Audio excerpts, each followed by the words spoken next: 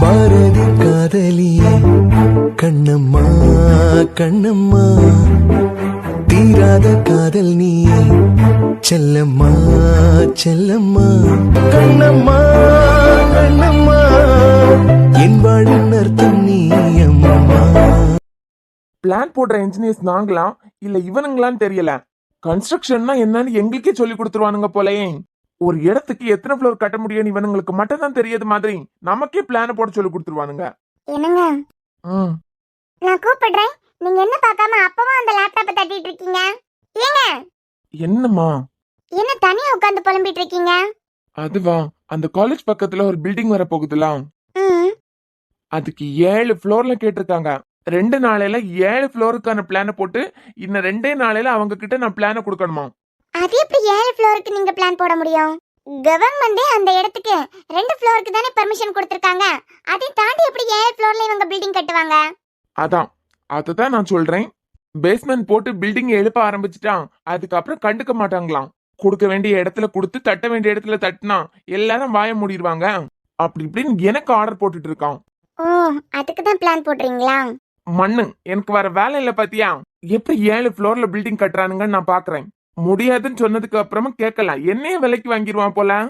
நீங்க இல்லனா வேற யாராவது முடிச்சு கொடுக்க போறீங்க? அதுக்கு நான் விட்டாதானே. வேற எங்கேயாவது போனா தொல்லை ஒளிஞ்சுட்டு நீங்க பாட்டுக்கு இருக்க வேண்டியதானே.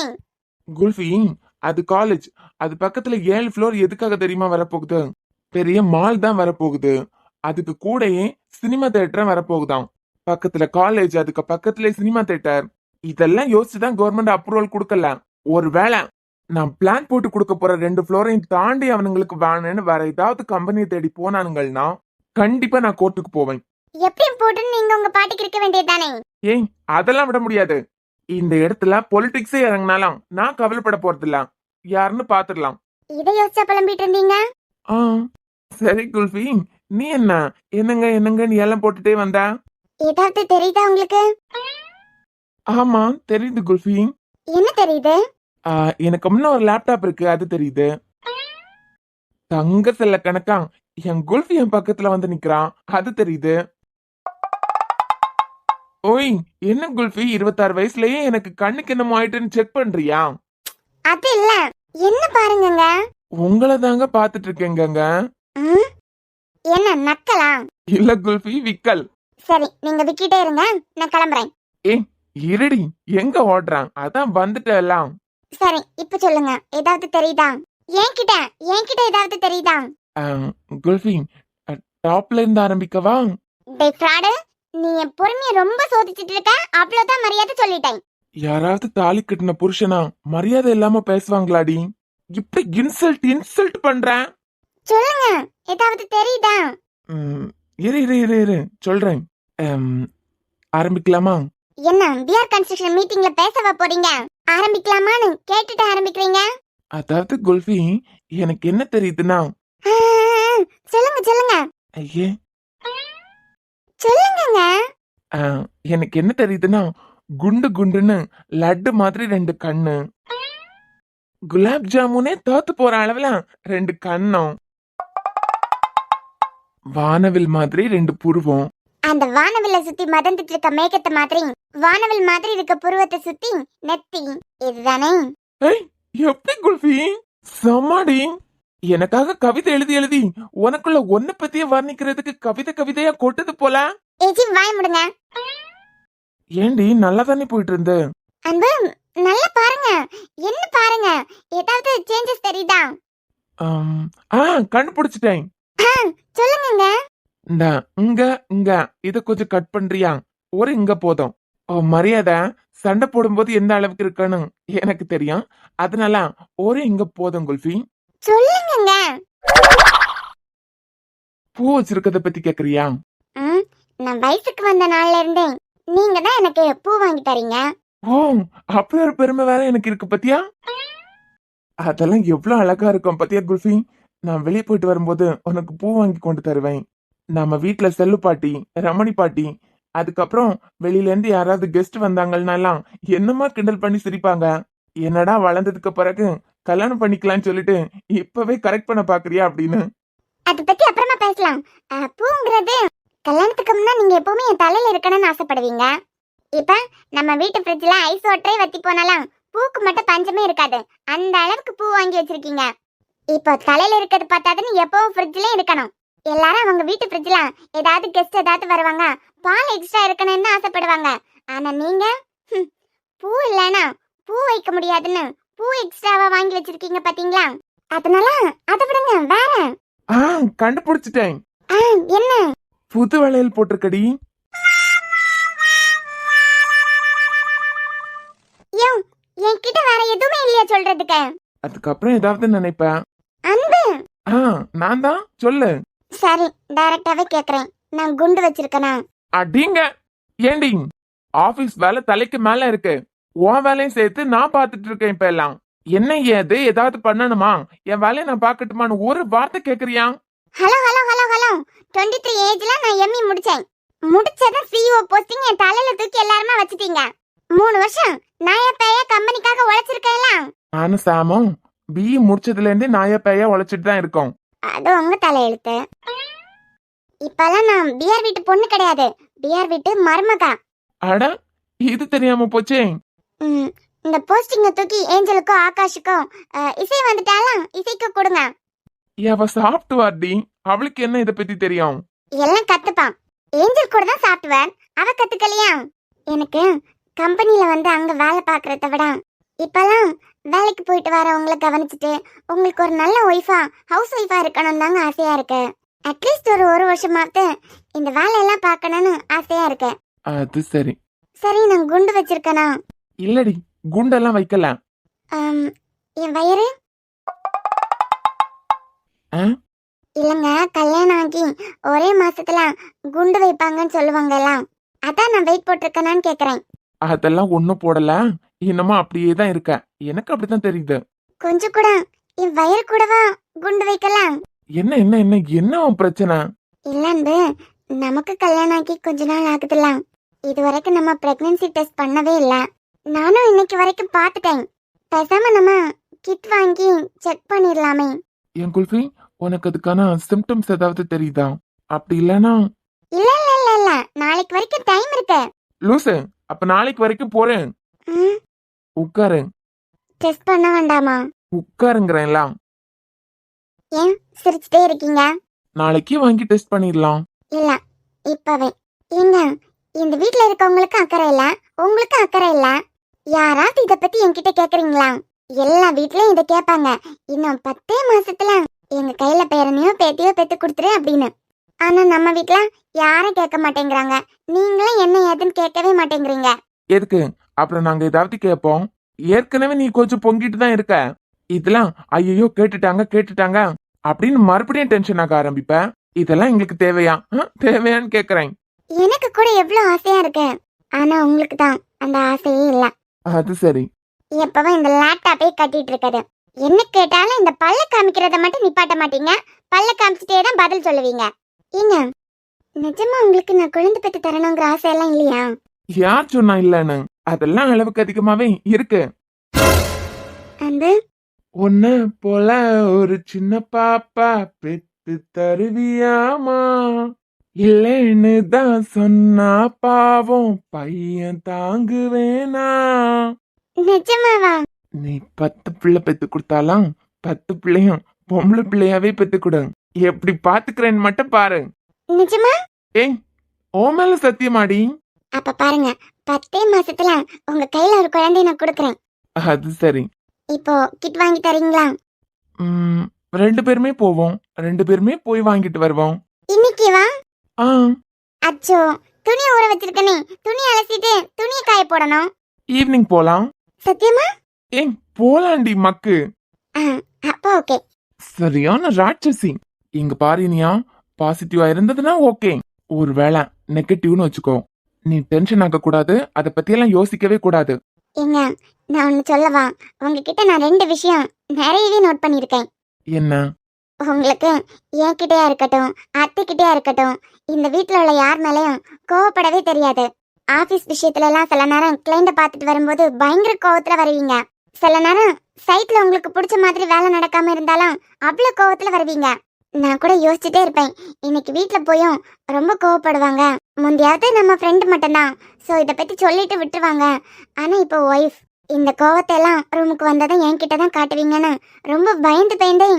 நீங்க கோவமா இருக்க நாள்லாம் உங்களை கோவப்படுத்தாத மாதிரியே நடந்துப்பேன். ஆனா நீங்க வீட்டு வாசல்ல கார் நின்னதும் அந்த டென்ஷன் எல்லாம் எங்க போகுதுன்னே தெரியாது. ஆட்டோமேட்டிக்கா உங்களுக்கே தெரியாம உங்க ஃபேஸ்ல ஒரு ஸ்மைல் வந்துடும். வீட்டுக்குள்ள வந்ததுக்கு பிறகு ஆபீஸ்ல அப்படி ஒரு விஷயம் நடந்ததே உங்களுக்கு ஞாபகம் இருக்காது. எப்படிங்க அது? குல்ஃபி, வெளியே போற ஆம்பளைங்களுக்கு 1000 டென்ஷன் இருக்கும். ஏன்னா பாக்குற வேலை அந்த மாதிரி இருக்கும், அது ஓகே தான். ஆனா வீட்டுக்குள்ள இருக்க அம்மாவா இருக்கட்டும், ஒய்ஃபா இருக்கட்டும், அவனோட குழந்தைங்களா இருக்கட்டும், எப்படா என் பையன் வருவான், எப்படா அப்பா வருவாங்க, எப்படா என் புருஷன் வருவாரு, ஆசையா 2 வார்த்தை பேச மாட்டாங்களா, ஆசையா கொஞ்ச நேரம் எங்க கூட விளையாட மாட்டாங்களான்னு ரொம்ப எதிர்பார்த்துட்டு இருப்பாங்க. அந்த நேரத்துல உள்ள வந்ததும் வெளியே உள்ள கோவத்தை எல்லாம் சட்டு புட்டுன்னு வீட்டுல உள்ளவங்க மேல காமிச்சோன்னு வச்சுக்கோ, கோவப்பட்டதுக்காக எங்களுக்கு நிம்மதி இருக்காது. அதை தாங்கிக்கிற அளவு மனசு உங்களுக்கு இல்ல. இந்த கோவத்தையும் ஆத்திரத்தையும் மட்டும் அடக்கிட்டா வீட்டுக்குள்ள சந்தோஷமா இருக்கலாம். அது எப்படிங்க? நான் கோவப்படுத்தினாலும் சிரிச்சுட்டே இருக்கீங்க. நீ என்ன 3வது மனுஷியாடி கோவப்படுத்தின உடனே நான் ஃபீல் பண்றதுக்கும் இல்ல திருப்பி கோவப்படுறதுக்கும்? இங்க பாரு குல்ஃபி, இந்த விஷயத்தை எப்பவுமே மறந்துடாத. என்னைக்கு என் மனசுலயோ இல்ல உன் மனசுலயோ 10 விஷயத்துல 8 விஷயத்துக்கு நான் விட்டு கொடுத்துட்டேன், மீதி இருக்க 2 விஷயத்துக்கும் அவனோ அவளோ இல்ல நானோ நீயோ விட்டு கொடுக்க மாட்டாளா இல்ல விட்டு கொடுக்க மாட்டானா அப்படிங்கிற ஒரு மனநிலை மட்டும் வந்துட்டுன்னு வச்சுக்கோ, நல்லாவே இருக்காது குல்ஃபி. 8 விஷயத்துல விட்டு கொடுத்துட்டு இன்னும் இருக்க 2 விஷயத்துல விட்டு கொடுக்கறதுல என்ன இருக்கு? நீ இறங்கி வரணும் இல்ல நான் இறங்கி வரணும் அப்படின்னு நினைக்கிறத விட, என் ஒய்ஃப்காக நான் விட்டு கொடுக்குறேன். என் ஒய்ஃப் சண்டை போட்டாலும் நானே இறங்கி வரேன், நானே சமாதானப்படுத்துறேன். இதுல என்ன இருக்கு? அதை விட்டுட்டு 2 விஷயத்துக்கு நீ தான் இறங்கி வரணும்னு நான் ஆசைப்பட்டேன்னு வச்சுக்கோ, 2 4 ஆகும், 4 6 ஆகும், 6 8 ஆகும், 8 10 ஆகும், அதுக்கப்புறம் டிவோர்ஸ் தான். சரி, ஒண்ணு கோவப்பட மாட்டேங்கிற, இன்னொன்னு என்ன? 2ன்னு என்னமோ நோட் பண்ணாதா சொன்ன? ஆ, கோவப்பட தெரியாதுதான். ஆனா என்ன தெரியுமா, இப்ப கொஞ்சம் முன்ன கூட அதை பண்ணுனீங்க. என்ன? உங்களுக்கு என் மேல கோவப்படணும்னா பாசமா இருக்கும்போது குல்ஃபி குல்ஃபின்னு கூப்பிடுவீங்க. ஓய், எப்பவும் அப்படிதானடி கூப்பிடுறேன். ஆஹா, ஏதாவது பேசிட்டு இருக்கும்போது சின்னதா உங்களுக்கு கண்டிக்கணும்னு தோணுச்சுன்னா இனியா அப்படின்னு பேர் சொல்லி கூப்பிடுவீங்க. அதுலயே என் குல்ஃபிக்கு புரிஞ்சிடும் இது இந்த அன்புக்கு பிடிக்கல அப்படின்னு. கரெக்டா? அப்ப இன்னைக்கு போலாம்லாம். போகலாம். ஆனா நான் சொன்ன மாதிரி நீயே நடந்துக்கணும். ஒருவேளை இந்த விஷயத்துல எல்லா பொண்ணுங்களும் இப்படிதான் இருப்பாங்களா? அன்னைக்கு உங்களுக்கு என்னால குழந்தை பெத்து தர முடியலனா என் உயிரையே விட்டுருவேன் அப்படின்னு எல்லாம் பேசிட்டா, ஒருவேளை இப்ப நெகட்டிவா இருந்தா எல்லாம் வந்தோம் இத பத்தியே தான் யோசிச்சுட்டு இருப்பாளா? என்னங்க, என்னங்க? நம்ம வீட்டுக்கு வரவங்க எல்லாம் இனியன் ஆகாஷ் ஒய்ஃப் எல்லாம் 10 மாசத்துல குழந்தைய பெத்து கொடுத்துட்டாங்க. அதே மாதிரி நீயும் பெத்து கொடுத்துரு அப்படின்னு சொல்லிட்டே இருக்காங்க. யாரு? அதான் 2 வீடு தாண்டி ரோஜா ஆண்டி எல்லாம் இருக்காங்கல்ல, அவங்க எல்லாம் வரும்போது இததான் சொல்லிட்டே இருக்காங்க. ஆமா, உன் வயசுல உள்ளவங்க கூட தானே பேசுனேன்னு சொல்லியிருக்கேன். நம்ம வீட்டுல உள்ளவங்கள தாண்டி வெளியில இருந்து இந்த மாதிரி பெரியவங்க வரும்போதெல்லாம் இவங்க கூட ரொம்ப பேச்சுவார்த்தை வச்சிருக்க கூடாதுன்னு சொல்லியிருக்கேன்ல. ஏன், நல்லது தானே சொல்லிட்டு போனாங்க. ஆமா, நல்லது சொல்றேன் அப்படிங்கிற பேர்ல போற போக்குல ஏதாவது குண்டை தூக்கி போட்டு போறது. வரட்டு இந்த வீட்டு பக்கம் இனிமே. ஒருவேளை சீக்கிரம் குழந்தை கிடைக்கலனா எல்லாம் வந்தா இவ்வளவு நம்ம இப்படிதான் சமாதானப்படுத்தணுமா? நம்ம குல்ஃபி தானே, என் குல்ஃபி சமாதானப்படுத்துறதெல்லாம் ஒரு விஷயமா என்ன? அதெல்லாம் பாத்துக்கலாம்.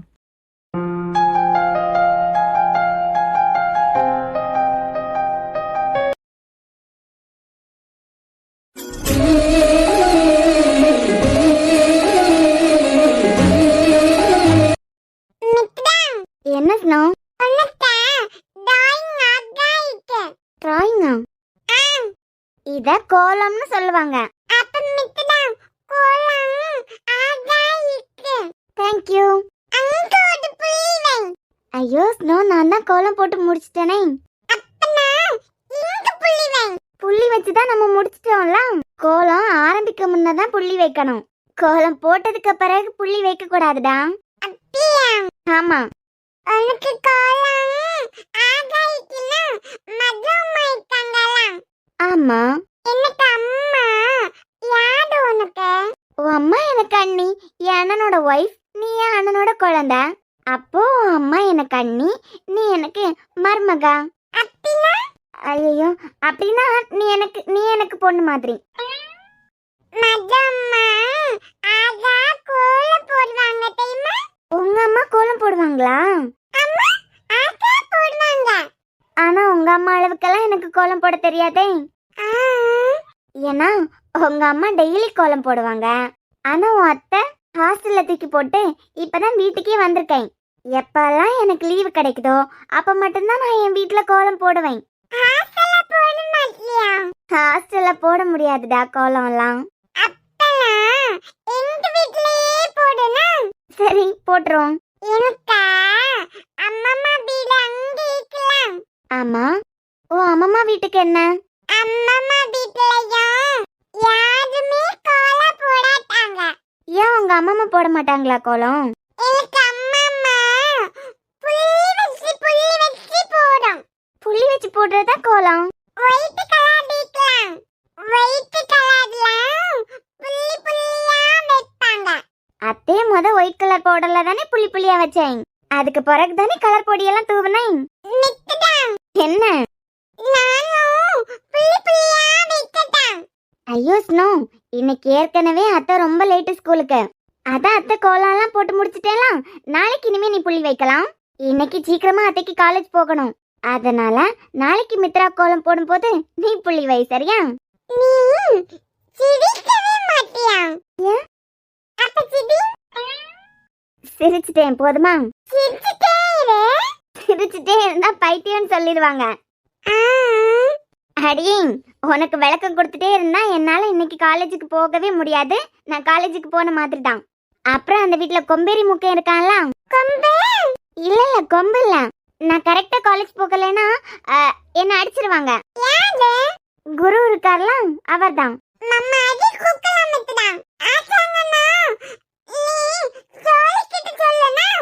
என்ன அடிச்சா ஸ்னோலிட்டு சொன்னா? ஸ்னோலி என்ன பண்ணுவா?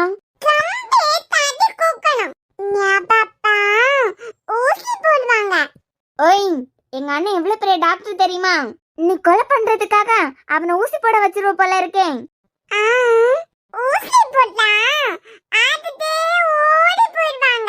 ஆமா, ஊசி போட்டவொன்னு அழுதுட்டே ஓடி போறாங்க. வா உள்ள போலாம். அப்பவே நான் சொன்னேன் பார்க்குக்கெல்லாம் போவாண்டா அப்படின்னு. ஏ கல்லிங், நீ சொன்னியா பார்க்குக்கு போக வேண்டான்னு? ஆபரேஷன் முடிஞ்சதுல இருந்து ரூமுக்குள்ளே அடைஞ்சு கிடந்துட்டேன். உள்ளே உட்கார்ந்துருக்கே பார்க்கு கூட்டு போன்னு நீ தான் அழுத. டாக்டர் ஆண்டி கிட்ட கால் பண்ணி கேட்டுட்டா உன்னை வெளியே கூட்டு போனேனா? நீ அழாம நான் டாக்டர் ஆண்டி கிட்டே பர்மிஷன் வாங்காம உன்னை வெளியே கூட்டு போனேனா? போச்சு போச்சு போ, எல்லாம் போச்சு. அதுவும் ஒன்னால போச்சு. என்னால போச்சா மயூ? அடிச்சிருவேன் பாத்துக்கோ. நல்லா சொன்னேன். ஒரு வாரம் தாண்டி நம்ம போலாம் பார்க்குன்னு சொன்னதுக்கு பிறகு கேட்டியா? எல்லாம் ஒன்னால தானா? நான் அப்பவே சொன்னேன் இந்த பார்க்குக்கெல்லாம் போவாண்டா அப்படின்னு. ஏய் பாத்து தண்ணி எடுத்துட்டு வரவா? அதெல்லாம் ஒண்ணும் வேண்டாம். நானே உன் மேல கோபத்துல இருக்கேன். நீ தண்ணி குடிச்சதா குடிச்சிடுவானா? வாய் ரொம்ப தாண்டி ஓவரா போகுது உனக்கு இப்பெல்லாம். ஏன் ஜெசி என்ன வெளிய கூட்டிட்டு போன?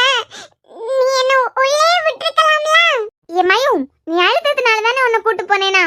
போச்சு போச்சு பாரு, ஒன்னால போச்சு. என்னாலயா? நீ ஏன்டி பேச மாட்டா? நீ பேச, உனக்கு பேசுறதுக்கு தானே கடவுள் வாய் கொடுத்திருக்காரு. எவ்வளவு நாள் அவனுக்காக நான் காத்துட்டு இருக்கேன் தெரியுமா? எனக்கு அப்பாவை பார்க்க போற நேரத்துல வெளிய கூட்டிட்டு போயிட்ட பாத்தியா? ஏன் உன் அன்பு அப்பா ஆசிரமத்துக்கு வருவார்னு நான் என்ன கனவா கண்டேன்? இப்படி பார்க்க விடாம பண்ணிட்டே ஜெசி. இனிமே எப்ப அவரை நான் பார்க்கறது? மயூ, நீ ஏன் சொன்னதே சொல்லிட்டு இருக்க? ஒரு தடவை நம்ம ஆசிரமத்துக்கு வந்தா கண்டிப்பா அடுத்த தடவை வருவாங்க எல்லாருமே. ஏன்னா ஆசிரமத்தை நம்ம அவ்வளவு நீட்டா வச்சிருக்கோம். நம்ம ஆசிரமத்துல இருக்க குழந்தைங்க கூட எல்லார்கிட்டயும் நல்லா தானே பேசுறாங்க. அதனால நீ வேணா பாரு, கண்டிப்பா திருப்பியும் உன் அன்பு அப்பா வருவாங்க. இப்படி பார்க்க முடியாம போயிட்டு பாத்தியா? மயுக்கு அம்மா அப்பா யாரும் இல்லைங்கிறத எப்ப அவ புரிஞ்சுக்க போறா? இல்லாத அம்மா அப்பாவ வருவாங்க வருவாங்கன்னு பார்த்து காத்துட்டு இருக்கா. இவளுக்கான பொறுப்பு ஃபுல்லா அந்த பணக்காரர் எடுத்துட்டாரு. இவ்வளோ வசதி படைச்சவங்க இவளுக்காக இவளை பார்க்க வருவாங்கன்னு நினைச்சிட்டு இருக்கா. எத்தனையோ ஆசிரமங்கள்லாம் ஃபாரினர்ஸ் கூட இந்தியால இருக்க குழந்தைங்களை தத்து எடுத்து அந்த குழந்தை வளர்ந்து கல்யாணம் பண்ணி கொடுக்கறது வரைக்கும் முழு பொறுப்பையும் அவங்க எடுத்துட்டு இருந்திருக்காங்க. இப்படி எத்தனையோ பேர் அம்மா அப்பா இல்லாத குழந்தைங்களுக்காக ஹெல்ப் பண்ணிட்டு இருக்காங்க. இதுல அவ்வளோ பெரிய பணக்காரர் இவளை பார்க்க வருவார்னு நினைச்சிட்டு இருக்கா. ஆசிரமத்துக்கு ஹெல்ப் பண்றவங்க யாரும் மேக்சிமம் பர்சனலா அவங்கள போய் பாக்குறதுக்கு விரும்ப மாட்டாங்க. ஆனா இந்த மாதிரி பணக்காரங்க கிட்ட இருந்து குழந்தைங்களுக்கான உதவி தேவைப்படும் போது கரெக்டா வந்து சேர்ந்துருது. ஒரு தடவை இவ அவரை பார்த்தா இவ கண்டிப்பா சந்தோஷப்படுவா. ஆனா அந்த சந்தோஷத்தை நம்மளால எப்படி கொடுக்க முடியும்? மயு உன்னை பார்த்தா ரொம்ப பாவமா இருக்கடா.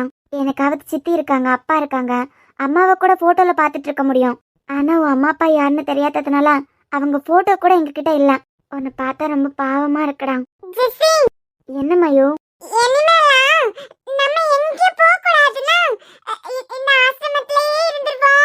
ஏன் ஸ்கூல் ஓபன் ஆனதுக்கு பிறகு ஏன் இங்கே போக கூடாது?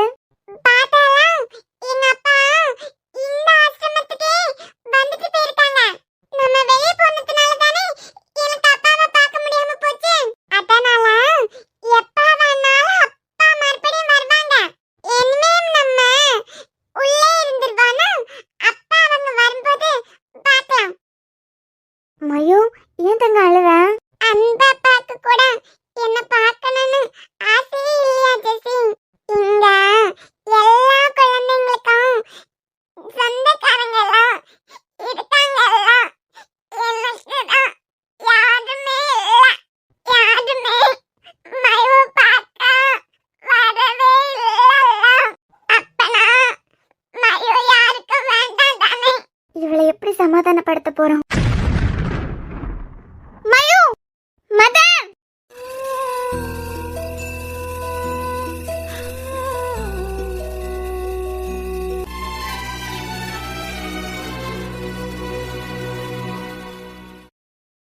போலாமா? கடைக்கு போனோன்னு குதிச்சிட்டு இருந்தெல்லாம். இல்லங்க வேண்டாம். ஏன் குல்ஃபி? அதான் வேண்டான்னு சொல்றேன்ல, விடுங்க. ஏன் எப்ப போய் கிட்ட வாங்கிட்டு வருவீங்க நீ தானே கேட்டுட்டு இருந்த. வாமா ஒன்னாவே போய் வாங்கிட்டு வந்துடலாம். இல்ல அன்பு, அதுக்கு தேவையே இல்ல. என்னடா சடனா ஃபீல் ஆயிட்டா? அப்படிலாம் இல்ல. 10 மாசத்துல உங்க கையில ஒரு குழந்தை பெத்து தரலன்னா என்ன? கல்யாணம் ஆகி 10 மாசத்துல பெத்து தரணும்னு நினைச்சேன். சரி, இப்ப 11வது மாசத்துல பெத்து தந்துடுறேன். என் குல்ஃபி இப்படி பாசிட்டிவாவே இரு. இதுதான் எனக்கு பிடிச்ச பொண்டாட்டி.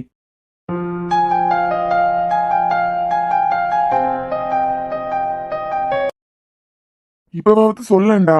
இப்பவாவது சொல்லனா என்ன சொல்ல? அதான் மச்சான் பேசிட்டு நிக்கும் போதுதான் இசை வந்துச்சு. டேய் மொதது இசையே கிடையாது, இம்சை. அது இருக்கட்டும், உனக்கு என்ன நடந்ததுன்னு சொல்லு.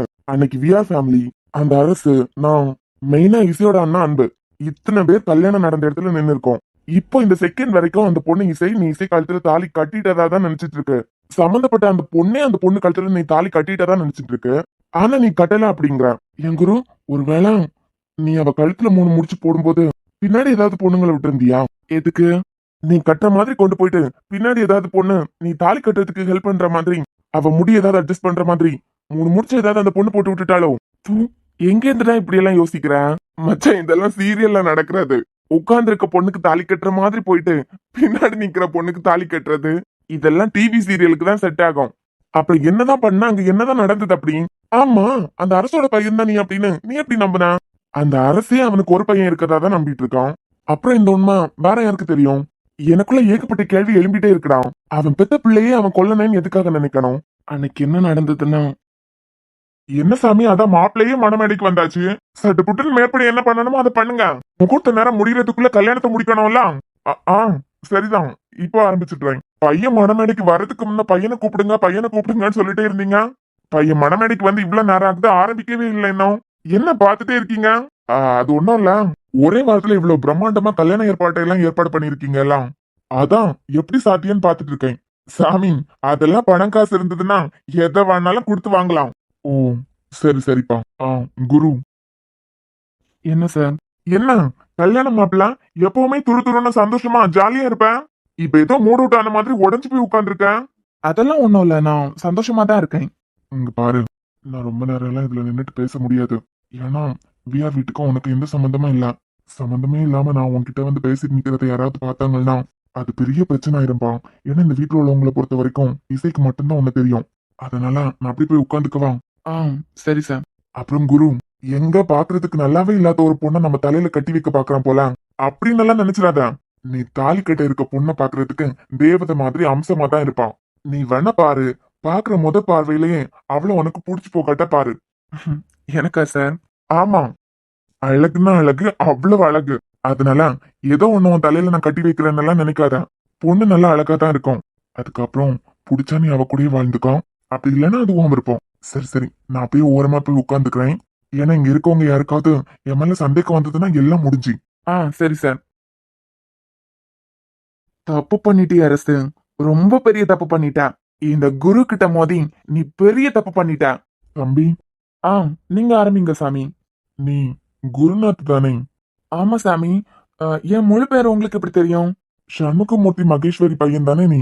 இவருக்கு எப்படி டாடியோட பேரும் அம்மாவோட பேரும் தெரியும்? இந்த அரசு கூட குருன்னு தானே கூப்பிட்டது. இந்த சாமிக்கு அப்படியே கேட்டிருந்தாலும் குருன்னு தானே தெரிஞ்சிருக்கணும். எப்படி குருநாதன் முழு பேர் தெரியும்? சொல்லுப்பா, நீ சண்முகமூர்த்தி மகேஸ்வரி பையன் தானே? ஆமா சாமி. ஆனா டாடி பேரும் அம்மா பேரும் உங்களுக்கு எப்படி தெரியும்? ஏன்பா, உனக்கே இது நியாயமா படுதா? என்ன சாமி நியாயமாப்படுத்தா? எனக்கு புரியல. உன்னை பெத்தவன் யாருங்கிற உண்மை உனக்கு தெரிஞ்சதான். உன்னை வளர்த்தவங்களோட அக்கறையும் பாசத்தையும் நீ மறந்துட்டியப்பா. சாமி, நீங்க வேற யாரோ நினைச்சு என்கிட்ட பேசிட்டு இருக்கீங்க. ஒன்னும் எனக்கு தெரியாதாப்பா? அதுவும் அப்பா சண்முகத்தையும் மகேஸ்வரியும் எனக்கு தெரியாம இருக்குமா என்ன? அதான் சாமி, நீங்க தெரியாம பேசிட்டு இருக்கீங்க. நீங்க வேற யாரையோ மனசுல வச்சுட்டு பேசுறீங்கன்னு நினைக்கிறேன். உன் அப்பா பேர் சண்முகமூர்த்தி தானே? உன் அம்மா பேர் மகேஸ்வரி தானே? ஆமா. இந்த அரசு தான் உன் அப்பாங்கிற விஷயம் உனக்கு தெரிஞ்சதான். உன் வாழ்க்கையில இவ்ளோ பெரிய சந்தோஷமான விஷயம் ஒண்ணு நடந்துட்டு இருக்கு. கல்யாணங்கிறது 1000 காலத்து பயிர்ப்பா. பெத்தவன் யாருன்னு தெரிஞ்சதான் வளர்த்தவங்களை தூக்கி போட்டுட்டியப்பா. மறந்துட்டியப்பா அவங்கள. ஐயோ சாமி, நீங்க வேற யாரோன்னு நினைச்சு என்கிட்ட பேசிட்டு இருக்கீங்க. நீங்க முதல்ல ஆரம்பிங்க. இல்லைன்னா அந்த அரசு மறுபடியும் உங்ககிட்ட வந்து ஏதாவது கேட்கும். மனசு கேட்கலப்பா. உன்னை பெத்தவன் யாருன்னு தெரிஞ்சதான் வளர்த்தவங்களை தூக்கி போட்ட பாத்தியப்பா. அதான் மனசு தாங்கல. சாமி, நீங்க என்ன சொல்றீங்க? இப்பவும் சொல்றேன், நீங்க ஏதோ தப்பா புரிஞ்சுக்கிட்டு பேசிட்டு இருக்கீங்க. உன்னை தூக்கி சண்முகத்துக்கிட்டே மகேஸ்வரி கிட்டே கொடுத்து இந்த குழந்தை நீங்க வளர்க்குறீங்களான்னு நான் கேட்டப்போ எவ்வளவு சந்தோஷப்பட்டு என் கையில இருந்து உன்னை வாங்கினாங்க தெரியுமா? என்ன சொல்றீங்க சாமி? ஏப்பா, நீ அரசோட பையன் உனக்கு தெரியாதா? நீ அரசு பையன் தெரிஞ்சுக்கிட்டு தான் இந்த பொண்ணு கழுத்துல தாலி கிட்ட வந்திருப்பேன்னு நினைச்சிட்டு இருக்கேன். சாம், டே சாம், என்னடா? வா, வெளியே போய் டீ ஏதாவது சாப்பிட்டுட்டு வரலாம். ஒன்னும் தேவையில்ல. சாம், டேய், என்ன அன்பு? என்னால உன்னை இப்படி பார்க்க முடியலடா. மனசு வலிக்குது. இந்த கர்மத்தை பார்க்கும்போது எனக்கே கன்றாவியா இருக்கு. அவளை உருக்கி உருக்கி காதலிச்சவன் மச்சான் நீ. நீ இப்படி முன்ன நின்னு பார்த்துட்டு நிக்கிற. இத பாக்குற சக்தி என் ஃப்ரெண்டுக்கு இல்லைன்னு எனக்கு நல்லாவே தெரியும். வா, நம்ம வெளியே போலாம். முடியாதுடா. இந்த சந்தோஷத்தை தானே மச்சான் உன் தங்கச்சி எனக்கு தரணும்னு ஆசைப்பட்டா. சந்தோஷமா தான்டா பாக்குறேன். யோசிச்சு பாரு அன்பு. சாம், நம்ம கல்யாணம் கிறிஸ்டின்ல நடக்குமா? நம்ம கல்யாணம் ஹிந்துல நடக்குமா? சாம், நம்ம கல்யாணம் கிறிஸ்டின்ல நடந்துச்சுன்னா எனக்கு என்ன மாதிரி மாடல்ல தாலி கட்டுவேன்? தாலியில நம்ம 2 பேரோட நேம் போடணுமா? இல்ல வெட்டிங் டேட் மட்டும் போடணுமா? இல்ல கிராஸ் வைக்கணுமா? இப்படி எவ்வளவோ டிஸ்கஸ் பண்ண பொண்ணு என் இடத்துல வேற ஒருத்தன் உட்காந்துருக்கா பாரு. இந்த சந்தோஷத்தை அவன் தங்கச்சி எனக்கு கொடுத்துருக்கா மச்சான். அப்போ இந்த சந்தோஷத்தை நான் அனுபவிக்கணும்லடா. அவ கொடுத்த சந்தோஷத்தை தூக்கி எறிஞ்சிட்டு போக கூடாதுல. வேண்டாம் சாம், நீ ரொம்ப ஃபீல் பண்ணிட்டு இருக்கன்னு எனக்கு நல்லாவே புரியுது. வா, வெளியே போலாம். நீ ஃபீல் பண்றத பாக்குறதுக்கெல்லாம் என்னால முடியாது. இல்ல அன்பு, என்னால எங்கேயும் வர முடியாது. அவ எனக்கு கொடுத்திருக்க வலி சின்ன வலி எல்லாம் கிடையாது. பாக்கணும் மச்சான். இங்க நடக்கிற ஒவ்வொரு சீனையும் நான் என் கண்ணால பாக்கணும். அப்பதான்டா அவ இன்னொருத்தனோட ஒய்ஃப்னு எனக்கு புரியும். இன்னொருத்தனுக்கு சொந்தமாக்க போற பொண்ணுன்னு எனக்கு புரியணும்லடா. இன்னும் கொஞ்ச நேரத்துல நான் உயிருக்கு உயிரா நேசிச்ச உன் தங்கச்சி கழுத்துல எவரும் ஒருத்தன் தாலி கட்ட போறான். அதுவும் அவ்வளோ ஆசைப்பட்டு என் இடத்துல இன்னொருத்தனை உட்கார வச்சிருக்கான். நான் சந்தோஷமா பார்க்கணுங்கிறதுக்காக தானடா இதெல்லாம். இந்த சந்தோஷத்தை அவ எனக்கு கொடுக்கும்போது நான் கண்டிப்பா பார்த்தே தீரணும் மச்சான். சாம், உன் மனசு எனக்கு புரியுதுடா. அதுக்காக இப்படி முன்ன நின்று பார்த்துட்டு நிக்கலாம்னெல்லாம் இல்ல. வா, அப்படி ஓரமா போய் உட்காருவோம். சரிடா.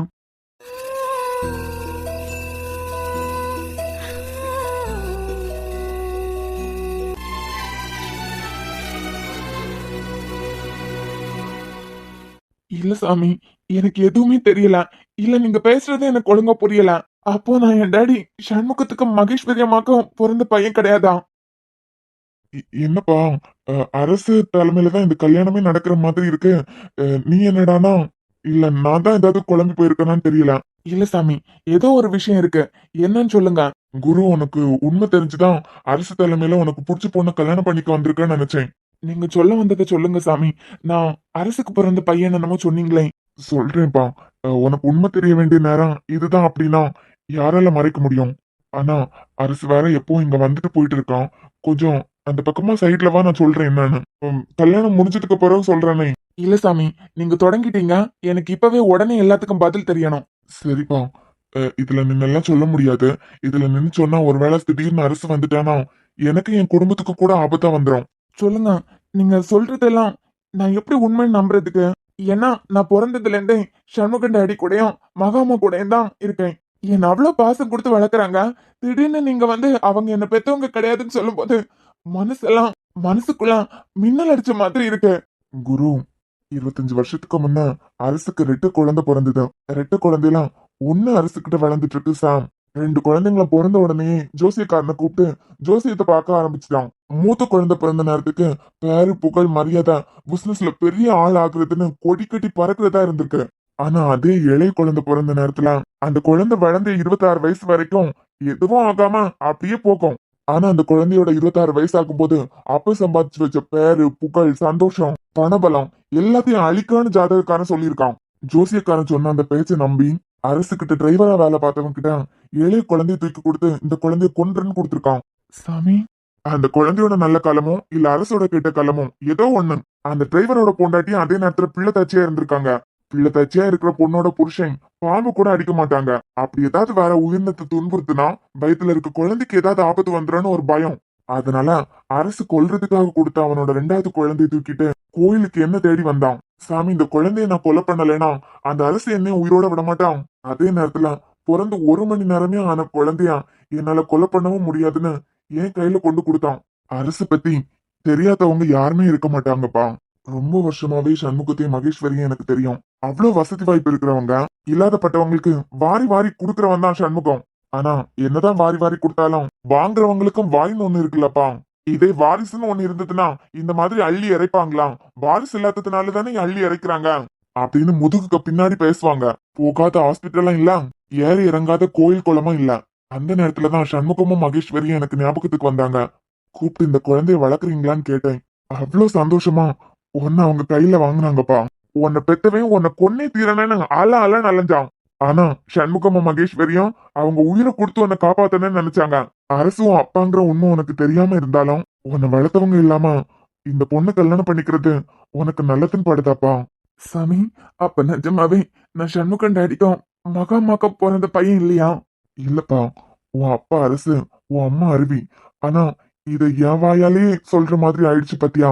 ஆயிருந்தா இருக்கட்டும், அவங்க 2 பேரும் இல்லாம நீ கல்யாணம் பண்ணிக்கிறது தப்பு தானேப்பா. உன் அம்மா அப்பா வளர்ப்பு எப்பவுமே தப்பா போகாதேப்பா. அழகான குருவி கூட்ட கலைக்கணும்னு நினைக்கிற பத்தியா. சாமி, இந்த கல்யாணம் நடந்தே தீரணும். நான் அப்படி ஒரு கட்டாயத்துல தான் இருக்கேன். மனசறிஞ்சு நான் யாருக்கு எந்த துரோகமும் பண்ணல, எந்த கெடுதலும் பண்ணல சாமி. அரசுதான் என்ன பெத்தவங்கிற உண்மையே எனக்கு இப்பதான் தெரியுது. தயவு செஞ்சு இந்த கல்யாணம் நடந்ததை பத்தியும் என்னை இங்க பார்த்ததை பத்தியும் டாடி கிட்டயும் அம்மா கிட்டயும் சொல்லிடாதுங்க சாமி. ரொம்ப வருத்தப்படுவாங்க. சரிப்பா, சொல்றது சொல்லிட்டேன். அதுக்கப்புறம் உன் விருப்பம். எனக்கே இவன் தான் என்ன பெத்தவன் இப்பதான் தெரியுது.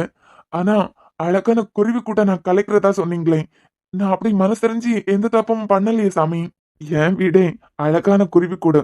என் டாடி, என் அம்மா, நான் ஒரு குருவி கூட்டுல இருக்கனா இன்னொரு குருவி கூட கலைக்கிறதுக்கு நினைப்பேனா சாமி? நினைச்சிட்டியப்பா. எனக்கு புரியல சாமி. நான் அப்படி எப்போ நினைக்கலையே. அரசுக்கு நீ 2வது பையனா? அரசோட மூத்த பையன் சாம். அதாவது சாம்க்கு நீ தம்பி, உனக்கு சாம் அண்ணா. அண்ணி காதலிச்ச பொண்ண நீ மனைவி ஆக்கிக்க நினைக்கிறது தப்பு தானேப்பா. சாமி, என்ன சொல்றீங்க நீங்க? அரசோட மூத்த பையன் சாம் நான் தாலி கட்ட போற பொண்ண காதலிச்சாரா? காதலிச்சாரா? இல்லப்பா, காதலிச்சாங்க. உனக்கு வேணா சாமோட கண்ணீரும் வலியும் புரியாம இருக்கலாம். ஒரு கல்யாணம் நடக்குதுன்னா எல்லாருக்கும் சந்தோஷம் மட்டும்தான் இருக்கும். ஆனா நான் பார்த்ததுல நான் உட்பட இங்க எல்லாருக்குமே சாமோட கண்ணீரும் வலியும் மட்டும்தான் தெரியுது. அப்போ அந்த பொண்ணு பேரு? இசை. பேரு கூட தெரியாமலாப்பா கல்யாணம் பண்ணிக்க போறான். நான் தான் சொல்றேன்ல சாமி, நானே ஒரு குழப்பத்துல இருக்கேன். இந்த கல்யாணம் நடந்தே ஆகணும். அதுதான் சில விஷயங்களுக்கு நல்ல முடிவா இருக்கும். ஆனா சாம் இசைய காதலிச்சதான் நீங்க எப்படி சொல்றீங்க? ஒருவேளை அவங்க 2 பேரும் காதலிச்சிருந்தாங்கன்னா எதுக்காக அந்த பொண்ணு இந்த கல்யாணத்துக்கு சம்மதம் சொல்லியிருக்கான்? அதெல்லாம் எனக்கு தெரியலப்பா. ஆனா அந்த பொண்ணு முகத்திலயும் சந்தோஷமே இல்ல. பிறப்பால நீ ஒரு கிறிஸ்டின், வளர்ப்பால வேணா நீ ஒரு ஹிந்து பையனா இருக்கலாம். நீ கிறிஸ்டினா உன் அண்ணன் சாம கிறிஸ்டின் தான். எத்தனையோ நாள் இந்த இசை பொண்ணு சாம கோயிலுக்கு கூட்டிட்டு வந்திருக்கான். உன் அப்பன மாதிரி உன் அண்ணன் ஒன்னும் பொறுக்கித்தனம் பண்றவனோ இல்ல கேடு கட்டவனோ எல்லாம் இல்ல. ரொம்ப தங்கமான பிள்ளைப்பா. இந்த ஊர்ல இருக்கவங்க எல்லாம் சாம் மாதிரி எங்க பிள்ளைய வளரும் போது நல்ல பிள்ளையா இருக்கணும் அப்படின்னு ஆசைப்படுவாங்க. சாம் வீட்டுக்கும் இந்த ஊருக்கு கொஞ்சம் டிஸ்டன்ஸ் இருந்தாலும் சின்ன வயசுலயே சாம் இதே வீட்லயே இருக்கான். எல்லாரும் சாம் மாதிரி ஒரு பையன் இருந்தா நல்லா இருக்குமேன்னு ஆசைப்படுவாங்க. அப்படிப்பட்டவனை அழ வச்சு அவன் காதல பிரிச்சு குருவி கூடு மாதிரி இருக்கு இந்த குடும்பத்தோட சந்தோஷத்தை கெடுத்துக்க போறியாப்பா? சத்தியமா சாமி, எனக்கு அவங்க காதலிச்ச விஷயம் எதுவுமே தெரியாது. ஒரு காதல் பிரியறதுக்கு நான் தடையா இருப்பேன் நீங்க நினைக்கிறீங்களா? ஆனா இந்த கல்யாணம் நடந்தே தீரணும். நீங்க என்ன பண்ணணுமோ அதை பண்ணுங்க. சொல்ல வேண்டியதை சொல்லிட்டேன்ப்பா. இதுக்கு மேல உன் விருப்பம். இந்த கல்யாணம் நடக்க கூடாது. நடக்கவும் நான் விட மாட்டேன். அண்ணனுக்கு வரப்போற பொண்டாட்டி அண்ணினா அம்மா மாதிரி. ஆனா இந்த கல்யாணம் நடந்தாதான் டேடியும் காலேஜையும் இந்த பிரச்சனையில இருந்து வெளியே கொண்டு வர முடியும். சாமி, இது உன்னால தாங்கிக்க முடியாது, வா வெளியே போலாம். இல்லடா, அவ எனக்கு கொடுத்திருக்க சந்தோஷத்தை நான் கண் குளிர பார்க்காம வரமாட்டேன். சாம் எனக்கு அண்ணனா, இந்த பொண்ணு எனக்கு அண்ணி மாதிரி. அண்ணிங்கிறவங்க அம்மாக்கு சமம். உயிருக்கு உயிரா என் நெஞ்சில சுமந்துட்டு இருக்க என் மித்ராவை தூக்கி போட்டுட்டு அவ இருந்த இடத்துல இன்னொரு பொண்ணை வைக்க எனக்கு மனசு இல்லதான். இருந்தாலும் யாரா இருந்தாலும் நான் தாலி கட்டிக்க போற பொண்ண மனப்பூர்வமா மனைவியா ஏத்துக்கலாம் அப்படிங்கிற முடிவோடு தான் வந்தேன். ஆனா நான் எப்படி இவங்க கழுத்துல தாலி கட்ட முடியும்? அதே நேரத்துல இந்த கல்யாணமும் நடக்கணும். இந்த கல்யாணம் நடந்தாதான் டாடி இந்த பிரச்சனையில இருந்து வெளியே கொண்டு வர முடியும். காலேஜ் பேரையும் காப்பாத்த முடியும். உண்மையான காதல் உன்னால பிரிஞ்சிடக்கூடாது குரு. சாம உருக்கி உருக்கி காதலிச்ச பொண்ணு எதுக்காக இந்த கல்யாணத்துக்கு சம்மதம் சொல்லியிருக்கோம்? இப்ப கூட அழுதுட்டு தான் உட்காந்துட்டு இருக்கு. அதுவும் சாம தான் பார்த்துட்டே இருக்கு. ஒருவேளை நம்ம மாட்டியிருக்க மாதிரி தான் இவங்களும் மாட்டிட்டு இருக்காங்களோ? முன்ன பின்ன யாருன்னே என்ன தெரியாது. இது லவ் மேரேஜ்னு இந்த பொண்ணே சொல்லி கல்யாணம் நடக்குதுன்னா இவங்களுக்கு எதிரா ஏதோ ஒரு கெடுதல் நடந்துட்டு இருக்கு. ஒருவேளை நம்மள மாதிரி அரசுகிட்ட இவங்கள மாட்டிட்டு இருந்தாங்கன்னா இவங்க லைஃபையே சேவ் பண்ணணும். ஏதாவது யோசி குரு. கெட்டி மேளம், கெட்டி மேளம். பாருடா சார், நம்ம கல்யாணத்துக்கு கவுன் எடுத்து கொடுப்பியா இல்ல சாரி எடுத்து கொடுப்பியா? எப்படியெல்லாம் என்கிட்ட பேசிட்டு இருந்த பொண்ணு என்ன கொன்னுட்டாடா உன் தங்கச்சி.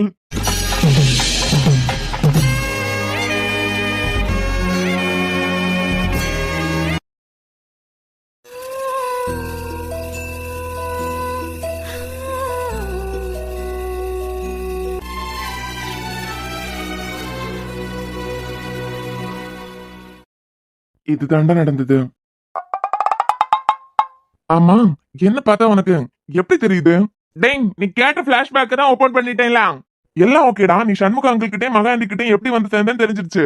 அதான் அந்த பொண்ணை இசை கழுத்துல தாலி கட்டிட்டியே, நீ என்னடானா கட்டலங்கிற? மச்சான், ஏன் நல்ல நேரமோ அந்த அரசோட கெட்ட நேரமோ என்னன்னு தெரியல. வழக்கமா இந்த கல்யாணம் எல்லாம் நடக்கும்போது கல்யாண பொண்ணுக்கு பின்னாடி ஒரு கும்பலா கூட்டம் நிக்கும்.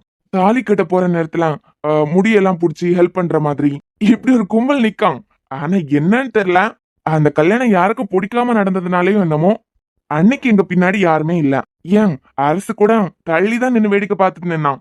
பக்கத்துல வந்தா அவன் மேல அன்புக்கு சந்தேகம் வந்துடும் அப்படின்னு அத நான் யூஸ் பண்ணிக்கிட்டேன். புரியலடா, புரியல. மச்சான், அந்த தாலி கயிறுக்கு 2 எட்ஜ் இருக்குல்ல? ஆமா.